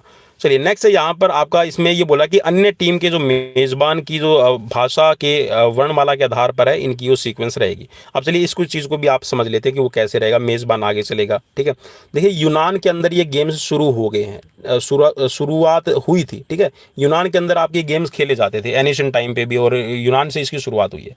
तो इसीलिए यूनान को ये सम्मान देने के लिए, भाई यूनान इन गेम्स का जनक है, तो इसीलिए यूनान की जो टीम है ना वो हमेशा आगे रहेगी। ठीक है, और जो मेजबान देश है वो पीछे रहेगा, मेजबान देश सबसे पीछे की साइड में चलेगा। अब जो बीच वाला जो डिस्टेंस रहेगा, इस बीच वाले डिस्टेंस में क्या होगा, यहाँ पर ABCD, ठीक है, ABCD जो अल्फाबेटिक है। ठीक है, इंग्लिश का जो अल्फाबेटिक है उसी के हिसाब से फिर इनकी सीक्वेंस चलती है। ठीक है, अंग्रेजी वर्णमाला के हिसाब से। अब एक चीज़ और याद रखना भाई, अंग्रेजी वर्णमाला का मुझे याद आ गया, शायद यहाँ पे मेंशन ना किया गया, मैं बताना भी आपको भूल गया है। ठीक है, तो यहाँ पर आपको याद ये रखना है कि जो ओलंपिक कमेटी है या फिर जो ओलंपिक की ऑफिशियल लैंग्वेज है वो दो ही लैंग्वेज बनाई गई है। एक तो है आपकी अंग्रेजी, कौन सी है, अंग्रेजी है, ये ऑफिशियल लैंग्वेज है, और दूसरी है आपकी फ्रेंच। भाई दो ऑफिशियल लैंग्वेज है, फ्रेंच और इंग्लिश। ठीक है, ये दोनों ही लैंग्वेज है वो इंटरनेशनल ओलंपिक कमेटी की ऑफिशियल लैंग्वेज है जिसके अंदर आपका कामकाज किया जाता है। अब नेक्स्ट है यहाँ पर आपका 2022 के बारे में। चलिए मैं बताना नहीं चाहता था लेकिन यहाँ पे आ गया, मैं क्वेश्चन आपसे पुट अप करना चाहता था इसके बारे में कि 2022 का जो ओलंपिक आपका खेला गया है टोक्यो के अंदर, इसके अंदर जो शुभंकर बनाया गया है ये है मिराई तोवा। अब देखिए यहाँ पर दो चीज़ें बनाई गई है। ठीक है, मिराई तोवा का अर्थ भी आपको बताया गया, मिराई का मतलब है भविष्य और तोवा का मतलब है अनंत या शाश्वत। ठीक है, तो इन दोनों चीज़ों को मिलाकर ये बनाया गया है, और उसमें जैसे आपके एनिमल्स रहते हैं या फिर कह सकते हैं कि जो वहाँ की फेमस जाति है, ठीक है, फेमस कोई भी कह सकते हैं कि कोई भी आपका जीव है उसके नाम पे इसको फिर आपका डिसाइड किया जाता है। और पैरालंपिक का जो आपका यहाँ पर बनाया गया था शुभंकर वो था सोमाइटी। ठीक है, सोसाइटी लिखा हुआ है, वैसे आप इसको सोमाइटी पढ़ेगा, ठीक है, लेकिन बोलने में आ जाता है सोमाइटी बनाया गया था, और जिसका मतलब जो रंग है यहाँ पे चेरी ब्लॉसम रखा गया था। ठीक है, तो ये चीज़ आपको याद रखनी काफ़ी इंपॉर्टेंट आपके लिए रहेगा। अब भारत का ओलंपिक में क्या खास योगदान रहा है, ठीक है, अब ये काफ़ी इंपॉर्टेंट रहेगा, और सीरीज थोड़ी सी लंबी जाने वाली है भाई, क्योंकि आपको समझाने के लिए बहुत लंबा काम करना पड़ेगा। अब ये बोल रहा है कि यहाँ पर सबसे पहले अगर हम पार्टिसिपेशन की बात करें ओलंपिक खेल के अंदर है, तो ब्रिटिश मूल के नॉर्मन प्रीचर्ड लिखा हुआ, नॉर्मन प्रीचर्ड इसको आप पढ़ेगा। ठीक है, क्या है भाई, प्रीचर्ड। ठीक है, प्रीचर्ड मैं लिख देता हूँ, फिर आप बोलेंगे सर आपने मिस्टेक कर रखी है। चलिए, तो इसको बोला था नॉर्मन प्रीचर्ड, और 1900 के ओलंपिक में इन्होंने भारत के लिए इसका यहाँ पर प्रतिनिधित्व किया था। आधिकारिक रूप से भारत ने 1920 का बोला जाता है, ठीक है। एडवर्ड लिखा हुआ तो एटम वर्प में, ठीक है, एटम वर्प ओलंपिक में प्रतिनिधित्व किया था, इस चीज को भी याद रखना, ठीक है, इसको काट दीजिए। एटम वर्प 1920 के अंदर पार्टिसिपेट किया था। अब ऑफिशियल नहीं है भाई, ये भी ऑफिशियल इसलिए नहीं है क्योंकि इसके अंदर जो पार्टिसिपेशन करने वाला दल था इसमें सिर्फ 5 खिलाड़ी थे भारत के, ठीक है। अब इनको भी भेजा गया था, ठीक है, इस चीज को भी याद रखना भाई, क्योंकि 1927 से पहले, या फिर ये कह सकते हैं 1928 से पहले, 1927 से पहले कोई भी भारत की आधिकारिक या फिर ऑफिशियल कमेटी या फिर एसोसिएशन नहीं थी। 1927 में ऑफिशियल एसोसिएशन बनी है, उसके बाद में 1928 के एम्स्टर्डम ओलंपिक में भारत की ऑफिशियल टीम ने पार्टिसिपेशन किया है। 1920 में जो ये खिलाड़ी भेजे गए हैं, ठीक है, ये भारत के खेलने वाले थे, भारतीय खिलाड़ी थे, ठीक है, भारतीय मूल के खिलाड़ी थे, ठीक है, इसके अंदर एंग्लो इंडियन कोई भी नहीं था। तो ये 5 खिलाड़ी भेजे गए थे। कई बार हम इसको बोल देते कि ऑफिशियल भेजे गए थे, ठीक है, लेकिन ऑफिशियल नहीं थे, अनऑफिशियल थे। ऑफिशियल तभी नाम लिया जाएगा जब आपकी कोई भी कमेटी है या रजिस्टर्ड हो, ठीक है, उसके थ्रू आपकी भेजे जाए। नेक्स्ट है यहाँ पर कि ओलंपिक के अंदर पार्टिसिपेशन करने वाली फर्स्ट वीमेन कौन थी, तो ये क्वेश्चन भी आपसे बन सकता है। तो ओलंपिक में भाग लेने वाली जो फर्स्ट वीमेन है उसका नाम है मैरी लीला राव, ठीक है, लाला राव लिखा हुआ है तो इसको आप मैरी लीला राव पढ़िएगा, ठीक है, मैरी लीला राव। और ये है यहाँ पर 1928 से लेकर और 1956 तक भारत जो है वो ओलंपिक के अंदर हॉकी का 6 बार का कॉन्टिन्यूअस, ठीक है, 6 बार लगातार भारत ने स्वर्ण पदक जीता है, 6 बार, 1928 से 1956 तक। अब इसमें एक चीज़ याद रखनी है आपको कि 1940 का जो आपका ओलंपिक था और 1944 का जो आपका 1940 और 1944 का जो आपका ओलंपिक है ये नहीं खेले गए हैं, ठीक है, इस चीज़ को भी आपने याद रखना है। चलिए अब नेक्स्ट बढ़ते हैं। यहाँ पर अभी बोला कि इसके बाद 1964 और 1980 में भारत को 2 और स्वर्ण पदक मिले। 1960 में भारत को क्या मिला है, रजत पदक मिला है। 1968 में फिर और 1972 में बाद में आपको मिला है कांस्य पदक, ठीक है। और 2008 का जो आपका ओलंपिक खेला गया है इसमें 10 मीटर एयर राइफल के अंदर है, 2008 बीजिंग ओलंपिक में एयर राइफल के अंदर है व्यक्तिगत स्पर्धा की अगर हम बात करते हैं तो अभिनव बिंद्रा ने गोल्ड मेडल जीता है, ठीक है। और इसके बाद में अगर हम बात करें तो सुशील कुमार, जी हाँ, यहाँ पर कॉन्सिक्यूटिव खिलाड़ी भी आपसे पूछ लिया जाता है कि लगातार ऐसा कौन सा खिलाड़ी है जिसने लगातार 2 ओलंपिक के अंदर है मेडल जीता है, तो उसका नाम है सुशील कुमार। कुश्ती के खिलाड़ी हैं जिन्होंने 2008 में कांस्य पदक और 2012 के अंदर है वो रजत पदक जीता है भारत के लिए, ठीक है। और एक क्वेश्चन आपसे ये बन सकता है कि पहली ऐसी वीमेन कौन सी है जिसने लगातार 2 ओलंपिक में मेडल जीते हैं, तो उसका नाम है पीवी संधू, ठीक है, उससे रिलेटेड भी यहाँ पर आपको मिल जाएगा। तो 2000 जो आपका 16 के अंदर रियो ओलंपिक खेला गया है इसके अंदर पीवी संधू ने बैडमिंटन के अंदर रजत पदक जीता और साक्षी मलिक ने कांस्य पदक जीता है कुश्ती के अंदर, ठीक है। कि दीपा करमारकर है 2016 का जो ओलंपिक खेला गया है इसमें जिम्नास्टिक के इवेंट्स में फाइनल में पहुंचने वाली और चौथे स्थान पर रहने वाली भारत की तरफ से फर्स्ट वीमेन प्लेयर है, ठीक है। और वोल्ट के अंदर है ये आपके चौथे स्थान पर रही है, इस चीज़ को भी आपने पढ़ लेना है, याद कर लेना, दिमाग में बैठा लेना। और पीवी संधू ने भाई जो आपका 2016 के अंदर ओलंपिक खेला गया था इसमें रजत पदक जीता था, ठीक है, कौन सा पदक जीता है, रजत पदक जीता है। और 2020 के अंदर यहाँ पर नहीं लिखा हुआ, मैं आपको लिख के बता देता हूँ, 2020 का जो ओलंपिक हुआ 2021 में इसमें पीवी संधू ने कांस्य पदक जीता है। तो पहले खिलाड़ी, भारतीय खिलाड़ी जिसने 2 लगातार मेडल जीते हैं वो सुशील कुमार है और भारतीय वीमेन प्लेयर है वो है पीवी संधू जिसने 2 लगातार मेडल जीते हैं, ठीक है, इस चीज़ को भी आपने पढ़ लेना, याद कर लेना है।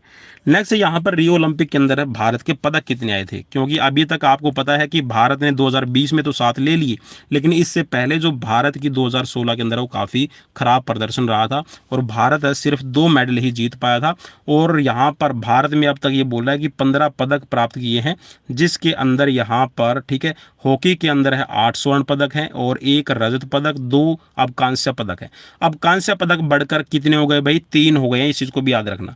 2021 में भारत की जो हॉकी टीम है वो 3rd प्लेस पे रही थी और 3rd प्लेस के लिए मिलता है ब्रॉन्ज मेडल। तो भारत के पास में हॉकी के अंदर 8 स्वर्ण, 1 रजत और 3 अभी कांस्य पदक शामिल हो गए हैं, ठीक है। व्यक्तिगत स्पर्धा के अंदर 3 कांस्य पदक हैं हमारे भारत के अंदर, ठीक है, और 1 आपका रजत पदक है, ठीक है, इस चीज़ को याद रखना, और 1 स्वर्ण पदक प्राप्त हुआ। अब स्वर्ण पदक जो है ये भी आपके बढ़ के हो गए हैं। अब आपका काम सिर्फ इतना रहेगा, ठीक है, ये 2 हो गए हैं, एक तो नीरज चोपड़ा ने अभी ले लिया। अब आप मुझे सिर्फ इतना बताइएगा, ठीक है, इन चीज़ों को भी काउंट कर लीजिएगा और अब ये बताइएगा 2021 तक, ठीक है, भारत ने ओलंपिक में कितने पदक जीते हैं, ठीक है। नॉर्मल प्रिजर्व वाले हैं वो भी आपको काउंट करने हैं, ठीक है। चलिए, अब थैंक्स फॉर वॉचिंग को आप भूल जाइएगा, अभी मत जाइएगा कभी आप थैंक्स फॉर वॉचिंग को छोड़ के चले जाएं। चलिए अब बढ़ते हैं, यहाँ पर थैंक्स फॉर वॉचिंग का मतलब है कि आपने ओलंपिक तक मुझे झेला और अब हम चलते हैं राष्ट्रमंडल खेलों की तरफ, क्योंकि राष्ट्रमंडल खेल भी आपके लिए काफ़ी इंपॉर्टेंट रहेंगे। और जैसा मैंने थंबनेल में आपको बताया कि भाई हर एक चीज़, हर एक इंपॉर्टेंट क्वेश्चन आपको यहाँ पर मिलेगा। तो राष्ट्रमंडल खेल की अगर हम शुरुआत की बात करें तो भाई काफ़ी बड़ा इवेंट है और ओलंपिक के बाद में सबसे बड़ा दूसरा इवेंट आपका काउंट किया जाता है कॉमनवेल्थ गेम। अब कॉमनवेल्थ गेम्स जो हैं ये काफ़ी इंपॉर्टेंट रहेंगे आपके एग्जाम्स के पॉइंट ऑफ व्यू से। तो इनका भी आयोजन है वो 4 साल के बाद में किया जाता है और 53 इसके अंदर राष्ट्रमंडल खेल जो राष्ट्र आपके हैं वो शामिल है, ठीक है। और ब्रिटिश उपनिवेशक इसलिए मैंने लिखा भाई, इस चीज़ को भी आपने याद रखना है। ब्रिटिश उपनिवेशक का मतलब है कि जिन देशों के ऊपर, ठीक है, वो डायरेक्टली या फिर इनडायरेक्टली, ठीक है, डायरेक्टली या फिर इनडायरेक्टली अंग्रेजों का शासन रहा है, वही देश इसके अंदर पार्टिसिपेट करते हैं। अब 1978 के अंदर जो ब्रिटिश कॉमनवेल्थ गेम्स थे इनका नाम बदलकर क्या कर दिया गया, ब्रिटिश कॉमनवेल्थ गेम बोला जाता था, इनका नाम फिर कॉमनवेल्थ गेम्स कर दिया गया, ठीक है, 1978 में। और इससे पहले इनको कौन से गेम्स के नाम से जाना जाता था, ब्रिटिश एम्पायर गेम्स के नाम से जाना जाता था, ठीक है। चलिए अब यहाँ पर ये बोल रहा है कि 1930 में इसकी शुरुआत हुई है कनाडा के अंदर हैमिल्टन में, और द्वितीय विश्व युद्ध के कारण है ये आपके 2 बार नहीं हुए, 1942 और 1948 में, ठीक है। राष्ट्रमंडल खेल हैं, यहाँ पर 16 प्रकार की इसके अंदर खेल के इवेंट रहते हैं और अब तो कुछ बढ़ा दिए गए और भी ज़्यादा हो गए, और ठीक है, जिसके अंदर ये बोल रहा है कि 53 जो सदस्य हैं वो देश शामिल हैं, इसके अंदर 27 सदस्य हैं और 71 टीमें इनकी टोटल है वो भाग लेती है, ठीक है। इस चीज़ को भी आपने याद रखना है। अब 1934 का जो लंदन ओलंपिक था, यहाँ से भारत की हिस्सेदारी है वो राष्ट्रमंडल खेलों के अंदर है शुरू हुई है, और 1965 पर्थ के अंदर और 1986 एडनबर्ग में भारत ने भाग नहीं लिया है। तो ये क्वेश्चन भी आपसे पूछा जा सकता है, ठीक है। नेक्स्ट है यहाँ पर 2010 का जो कॉमनवेल्थ गेम हुआ वो काफ़ी इंपॉर्टेंट रहेगा, क्योंकि भारत में ही इसको आयोजित किया गया था और काफ़ी आप ये कह सकते हैं कि भारत का अच्छा प्रदर्शन रहा। और 2018 का जो आपका कॉमनवेल्थ गेम खेला गया है वो गोल्ड कोस्ट ऑस्ट्रेलिया में खेला गया है, और मेज़बान देश ऑस्ट्रेलिया ने सबसे अधिक, ठीक है, 198 पदक जीते थे, जिसमें जो इंग्लैंड है वो दूसरे स्थान पर रहा, 132 आए थे, और भारत 66 पदक के साथ में तीसरे स्थान पर रहा है। कौन से ओलंपिक की बात कर रहे हैं हम, 2018 की बात कर रहे हैं। 2010 के ओलंपिक में भारत ने 101 पदक जीते थे, इस चीज़ को भी आपने याद रखना है, ठीक है, काफ़ी इंपॉर्टेंट रहेगा।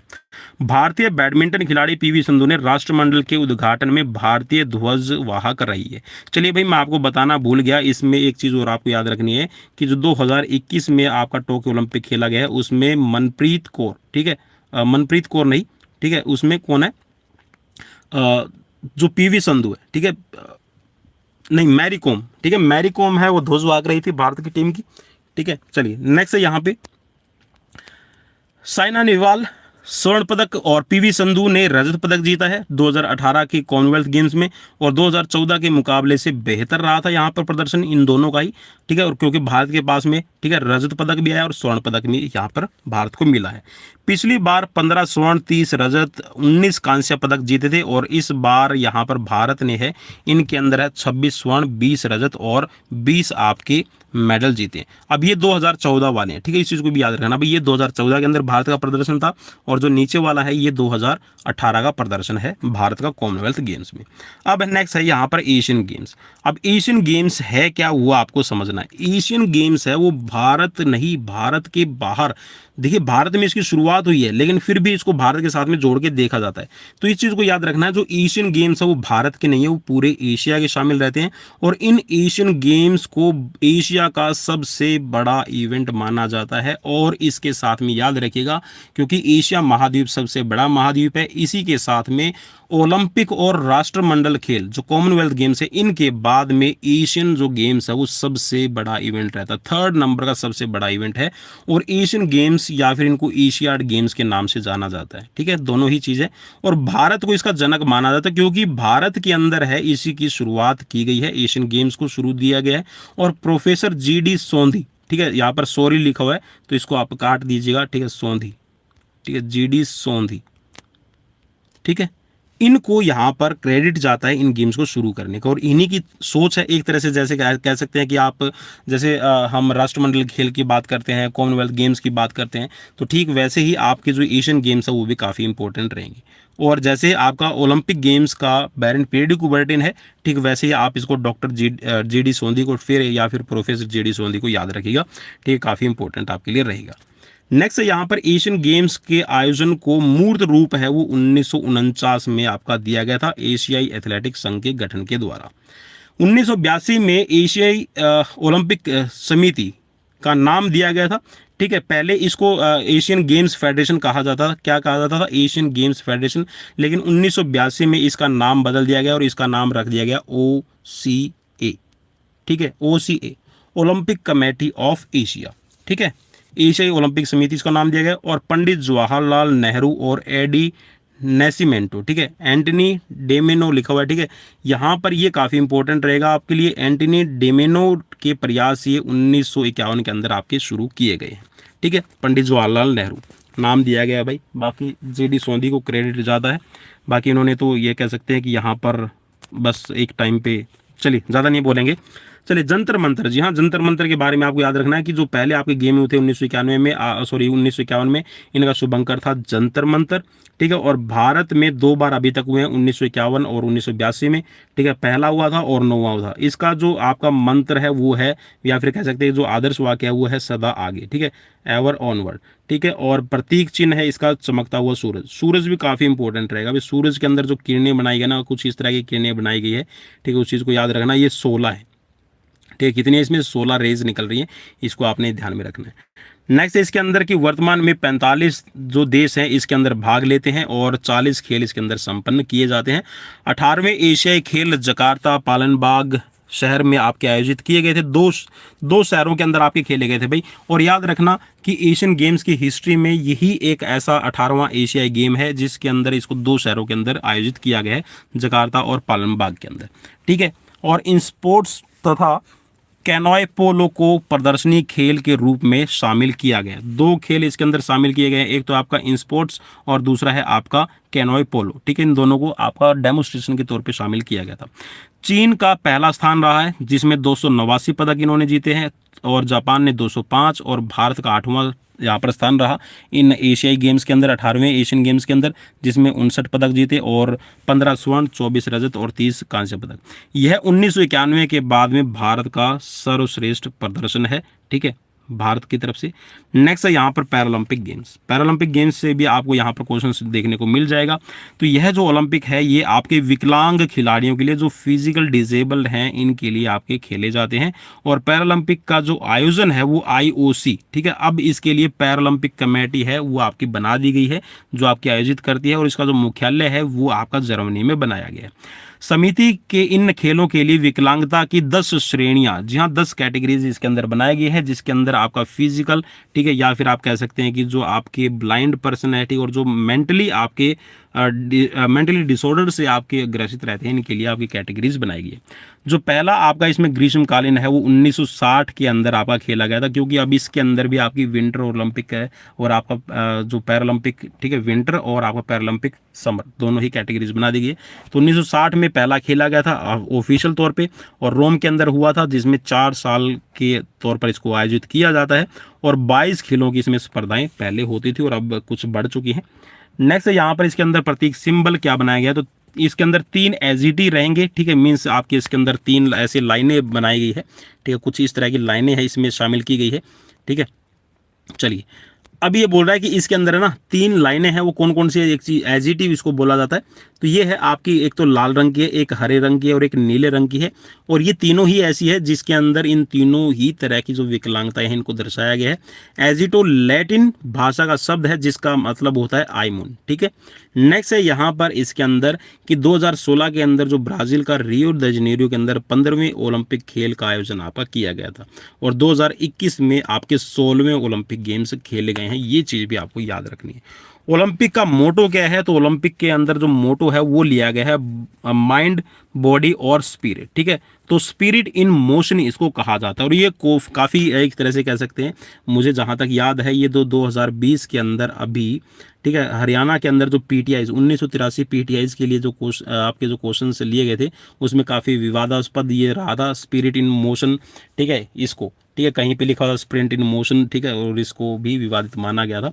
तो स्पिरिट इन मोशन है भाई, इस चीज़ को भी आपने याद रखना है, तो काफ़ी इंपॉर्टेंट आपके लिए रहेगा, ठीक है। और 2003 के अंदर इसका स्वरूप है ये बदल दिया गया, पहले माइंड, बॉडी और स्पिरिट कहा जाता था, फिर इसका नाम है अभी बदलकर स्पिरिट इन मोशन कर दिया गया।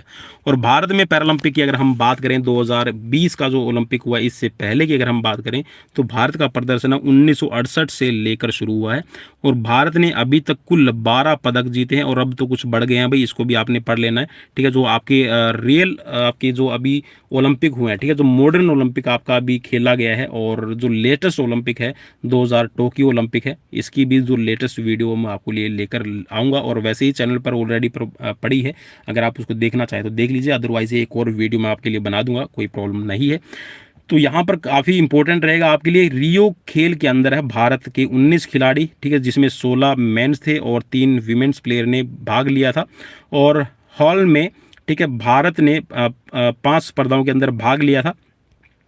और ओलंपिक के इतिहास में अगर हम हिस्ट्री की बात करें तो भारत ने अभी 2 स्वर्ण, 1 रजत और 1 कांस्य और 4 पदक यहाँ पर जीते, और भारत ने 43वां स्थान है वो हासिल किया था। लेकिन अभी की जो 2021 वाला ओलंपिक है, भाई मैं फिर बोल रहा हूँ कि 2021 वाला जो ओलंपिक है इसमें भारत ने काफ़ी अच्छा प्रदर्शन किया है, तो यहाँ पर ये मेडल्स भी हमें काउंट करने हैं, और इसको काउंट करने के बाद में जो भारत का इतिहास हो और भी ज़्यादा स्वर्णिम हो जाएगा, तो उससे रिलेटेड मैं वीडियो जल्दी लेकर आऊँगा। 1976 शीतकालीन पैरालंपिक की शुरुआत है वो की गई है, और इसमें 5 खेलों की स्पर्धाएं वो शामिल की गई है, ठीक है, 1976 से, इसको याद रखिएगा, ठीक है। चलिए मैं हाईलाइट करता चलूँगा आप सभी के लिए इन चीज़ों को, ताकि आपको याद रहे। चलिए थोड़ा सा यहाँ पर खेलो इंडिया स्कीम है वो भी भारत की तरफ से लागू की गई है, ठीक है, खेलो इंडिया स्कूल गेम्स है, ठीक है, और भारत में खेलों को बढ़ावा देने के लिए इसकी शुरुआत की गई है नरेंद्र मोदी के द्वारा, ठीक है, इस चीज़ को भी याद रखना। इंदिरा गांधी स्टेडियम से 31 जनवरी 2018 को, और पहले खेलो इंडिया गेम खेले गए थे, और अभी इसका जो 4th एडिशन है, कौन सा भाई, 4th एडिशन आपका कहाँ खेला गया है, उस चीज़ को भी आपने याद रखना है, ये क्वेश्चन भी आपसे पूछा जा सकता है। और जो आपका 5वां एडिशन है वो कहाँ खेला जाएगा, तो ये भी आपको याद रखना है, ठीक है, इसको पढ़ लीजिएगा, काफ़ी इंपॉर्टेंट रहेगा। उद्देश्य क्या है भाई, यहाँ पर जो ओलंपिक गेम्स जो आपके खेलो इंडिया गेम्स शुरू किए गए हैं, तो इनका उद्देश्य यही है कि जो ज़मीनी स्तर पर जो आपके भारत के जो गेम्स है, ठीक है, जो भारतीय संस्कृति के अंदर गेम खेले जाते हैं उनको पुनर्जीवित किया जाए। और हरियाणा, जी हाँ, हरियाणा ने जो पहला आपका पहला जो आपका खेलो इंडिया गेम हुआ है, ठीक है, पहला कौन सा, 2018 के अंदर पहला जो खेलो इंडिया गेम हुआ है, इसके अंदर 38 स्वर्ण, ठीक है, 26 रजत और 36 कांस्य पदक के साथ में 102 पदक लिए और शीर्ष पर रहा।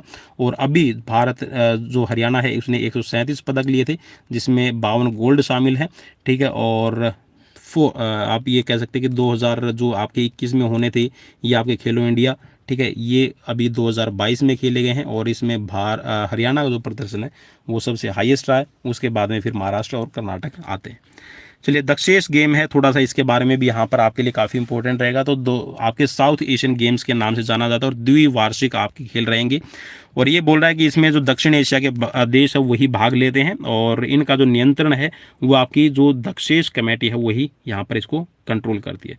स्थापना कब की गई है, तो 1983 में इसकी स्थापना की गई है, और वर्तमान के अंदर इसमें 8 देश शामिल है, ठीक है, जिसमें पाकिस्तान, नेपाल, भूटान, अफगानिस्तान, बांग्लादेश, भारत, मालदीव और श्रीलंका शामिल है। पहले जो दक्षेश खेल आपके पहले इसकी जो पहल है वो राणा माले सिंह को जाता है, और पहला जो खेल का आयोजन है वो 1984 के अंदर काठमांडू के अंदर किया गया है, ठीक है। मोटो की अगर हम बात करेंगे तो शांति, समृद्धि और प्रगति इसका रहेगा, और झंडे में कबूतर जो शांति का प्रतीक है इसके अंदर शामिल किया गया है। दक्षेश का नवीनतम नाम दक्षिण एशियाई, ठीक है, गेम रखा गया है, जिसकी जो शीर्ष संस्था है वो है आपकी दक्षिण एशियाई फेडरेशन, ठीक है, साउथ एशियन फेडरेशन इसको कहा जाता है, जो कंट्रोल करती है। और जो 13वें आपके एशियाई गेम्स है ये आपके नेपाल की राजधानी काठमांडू के अंदर आपके खेले गए हैं। फीफा के बारे में थोड़ा पढ़ लेते हैं भाई, काफ़ी इंपॉर्टेंट रहेगा। तो फीफा गेम्स है, इसकी शुरुआत उरुग्वे के अंदर 1930 में की गई, ठीक है। 4 साल के बाद में आयोजित किया जाता है। और फीफा की जो ट्रॉफी है, ठीक है, इसका नाम ग्रीक की देवी विक्ट्री के नाम पर रखा गया है, जो कि चांदी की बनी हुई गोल्ड प्लेटिनम की ट्रॉफी रहती है, ठीक है। इस चीज़ को भी आपने याद रखना है। इसके बाद में इसका नाम बदलकर फीफा ने प्रेसिडेंट के तौर पर जूल्स रिमेट इस ट्रॉफी का नाम रख दिया गया, ठीक है, जिसका नाम अभी बदलकर, ठीक है, फीफा ने कर दिया, ठीक है। जूल्स रिमेट ट्रॉफी भी इसको कहा जाता है, ठीक है। तो ये क्वेश्चन भी आपसे बन सकता है, पूछा जा सकता है। तो वर्ष 1930 1970 के अंदर जूल्स रिमेट रखा गया, परंतु 1970 में फीफा वर्ल्ड कप विजेता ब्राजील ने इसका नाम फीफा वर्ल्ड कप ट्रॉफी रख दिया, ठीक है। शुरुआत में इसको नाम दिया गया था क्या, नाम याद रखना, विक्ट्री के नाम पर इसकी शुरुआत की गई थी, ठीक है। फिर जूल्स रिमेट रखा गया 1930 से 1970 तक। फिर जब 1970 में फीफा वर्ल्ड कप आपका ब्राजील ने जीता, तो इसका नाम है फीफा वर्ल्ड कप रख दिया, ठीक है। ब्राजील ने सर्वाधिक बार जीता है, 5 बार जीता है, इस चीज़ को भी याद रखना है। फीफा वर्ल्ड कप ट्रॉफी दुनिया के सामने पहली बार वर्ष 1974 की फीफा विश्व कप में आई थी। इसका वजन 6.1 किलोग्राम और 18 कैरेट गोल्ड की ये बनी थी, ठीक है। ये भी आपने याद रखना। वर्तमान में इसका जो डिज़ाइन है वो सिबेलिमेंटो आर्टिकेस्टो और बर्टोनी कंपनी के द्वारा बनाया जाता है। इस कंपनी का नाम याद कर लीजिएगा भाई, काफ़ी मुश्किल है, ठीक है। जिसमें 2 मानव हाथ दुनिया को लिए हुए दर्शाए गए हैं, ठीक है। ये एक ट्रॉफी का आपका टाइप है, अभी बना दिया गया है। और 21वां जो फीफा का आयोजन है वो रूस में किया था, ठीक है, जिसका विजेता है फ्रांस रहा है। अब क्रिकेट वर्ल्ड कप के बारे में थोड़ा देख लेते हैं। बाकी भाई क्रिकेट में तो ज़्यादा दिलचस्पी है नहीं, लेकिन फिर भी देख लेते हैं। तो यह एक दिवसीय, ठीक है, वनडे इंटरनेशनल जो आपकी क्रिकेट वर्ल्ड कप खेला जाता है। हालांकि अभी जो टेस्ट वर्ल्ड कप है वो भी आपका शुरू हो चुका है। तो जिसके अंदर अभी जो पिछला जो जो टेस्ट वर्ल्ड कप हुआ, ठीक है, फर्स्ट वर्ल्ड टेस्ट कप हुआ, उसमें भारत है 2nd नंबर पर रहा, और जो आपका न्यूजीलैंड है वो पहले स्थान पर रहा है। इस चीज़ को भी याद रखना है। अभी बोल रहा है कि इसके अंदर जो ट्रॉफी है आईसीसी के द्वारा आयोजित की जाती है। 1912 में ऑस्ट्रेलिया, इंग्लैंड और दक्षिण अफ्रीका के द्वारा इसकी शुरुआत की गई थी, ठीक है। और वैसे 1912 में ये माना जाता है, लेकिन जो पहला जो आपका वनडे क्रिकेट वर्ल्ड कप है वो 1975 में खेला गया। इस चीज़ को भी याद रखना भी आपने, ठीक है। अभी बोल रहा है कि जो पहला विश्व कप है आईसीसी के द्वारा आपका वेस्ट इंडीज़ ने जीता था 1983, और 2011 में भारत विजेता रहा है। और 2019 का जो आपका खेला गया है क्रिकेट वर्ल्ड कप वो इंग्लैंड और आयरलैंड ने आयोजित किया था, और इंग्लैंड इसके अंदर विजेता रहा था। इंग्लैंड और वेल्स के अंदर आपका खेला गया था, इस चीज़ को याद रखना, ठीक है। इंग्लैंड और वेल्स के अंदर खेला गया था। चलिए थोड़ा सा हॉकी विश्व कप के बारे में देख लेते हैं। तो हॉकी विश्व कप है ये, इसकी शुरुआत है 1971 में आपकी की गई है, और अंतर्राष्ट्रीय हॉकी महासंघ के द्वारा ये खेली जाती है। और पहले यह 2 वर्ष में आयोजित की जाती थी, लेकिन 1975 में ये 4 वर्ष के लिए आयोजित की जाती है। और महिला विश्व कप की अगर हम बात करें तो 1974 में इसकी शुरुआत की गई है, ठीक है। सबसे ज़्यादा बार जीतने वाला है पाकिस्तान, ठीक है। इंडिया ने 1975 में पाकिस्तान को हराया था, इस चीज़ को भी याद रखिएगा। और वर्ष 2018 का जो आयोजन है वो भारत में किया गया था। 16 टीमों ने इसमें भाग लिया था। विजेता बेल्जियम से रहा था और नीदरलैंड को इन्होंने हराया था। तो भाई ये थोड़ी सी ब्रीफ हिस्ट्री थी, ठीक है। आशा करता हूँ कि आपको पसंद आई होगी, और अगर आपको ये सीरीज़ पसंद आई है तो जी हाँ, शेयर सब्सक्राइब ज़रूर कर दीजिएगा। काफ़ी इंपॉर्टेंट सीरीज़ थी मेरी तरफ से, और आपको कैसी लगी प्लीज़ कमेंट बॉक्स में कमेंट करके बताना बिल्कुल भी मत भूलिएगा। लाइक कीजिएगा अगर पसंद आई है सीरीज़, शेयर कीजिएगा अपने दोस्तों के साथ में, और सब्सक्राइब ज़रूर कर लीजिए जाते जाते। और नेक्स्ट वीडियो में फिर मिलते हैं, तब तक के लिए अपने दोस्त पवन कुमार विश्वजीत को दीजिए इजाज़त। नमस्कार, बाय बाय, टेक केयर।